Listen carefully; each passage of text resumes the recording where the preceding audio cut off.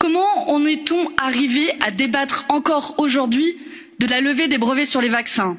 Cela aurait dû être une évidence dès le départ si vous n'aviez pas servi les intérêts des laboratoires pharmaceutiques. Des millions de vies sont en jeu et votre inaction tue. Il y a 2 mois, j'interpellais déjà la présidente de la Commission face au fiasco de la stratégie vaccinale de l'Union européenne. Force est de constater que rien n'a changé depuis. Et d'ailleurs, ni la présidente de la Commission, ni le président du Conseil n'ont daigné être des nôtres, être présents face à nous pour rendre des comptes. Je comprends qu'ils se cachent, car j'aurais honte à leur place. Honte d'avoir imposé des restrictions inédites de liberté aux citoyens sans imposer de règles au labo. Honte d'avoir laissé les vaccins devenir des biens privés alors qu'ils ont été financés par de l'argent public.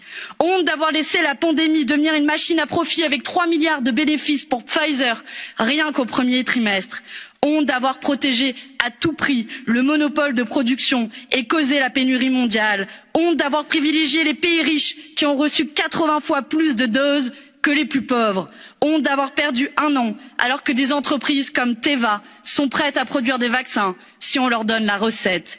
Honte d'ignorer l'appel de l'ONU, 100 États, 175 ex-dirigeants et prix Nobel, l'OMS, les scientifiques, les ONG et même du président américain Joe Biden. Honte de considérer que le brevet d'un vaccin a la même valeur que celui d'un iPhone. Honte de traiter la santé comme un marché et la vie des gens comme une variable d'ajustement. Honte, en résumé, d'être devenu le dernier défenseur de l'industrie pharmaceutique en refusant obstinément de soutenir la levée des brevets à l'OMC. Oui, Madame von der Leyen, mais aussi Monsieur Michel, Madame Merkel, Monsieur Macron, vous devriez avoir honte d'être les idiots utiles des Big Pharma.